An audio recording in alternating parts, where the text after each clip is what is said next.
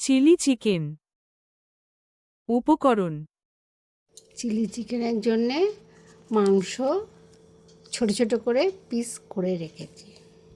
মাংসতে নুন, হলুদ, লঙ্কা গুঁড়ো দিয়ে মেখে নিচ্ছি। দিয়ে রাখা পেঁয়াজ, রসুন, আদা,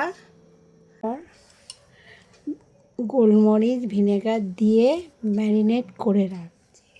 1 ঘন্টা মতন ম্যারিনেট করে রেখে দিচ্ছি। একটা ডিম অ্যারারুট দিয়ে ভালো করে মেখে ভাজার জন্য রেডি করে রাখলাম।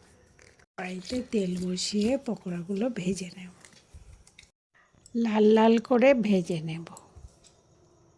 এটা ভেঙে দেখাচ্ছি, দেখুন কতটা নরম হয়েছে।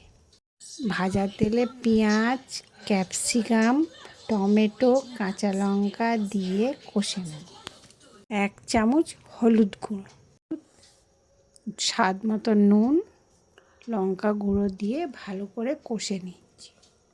গ্রেভিটা বানানোর জন্য একটা বাটিতে অ্যারারুট জল দিয়ে গুলিয়ে নেব। কড়াইতে ঢেলে দিলাম। নেড়ে চেড়ে কিছুক্ষণ ফুটতে দেব। 1 চামচের মতন সয়া সস দিয়ে দেব। গ্রেভিটা ফুটে গেলে পকোড়াগুলো দিয়ে দেব। 10 মিনিটের মতন ফুটে গেলে বন্ধ করে দেব। চিকেনটা মিক্স ফ্রাইড রাইস এবং পরোটার সঙ্গে সার্ভ করে দেখাচ্ছি। বাড়িতে বানিয়ে খেয়ে দেখবেন, আশা করি খুব ভালো লাগবে। ভিডিওটা ভালো লাগলে লাইক করবেন, আমার চ্যানেলকে সাবস্ক্রাইব করবেন। ধন্যবাদ।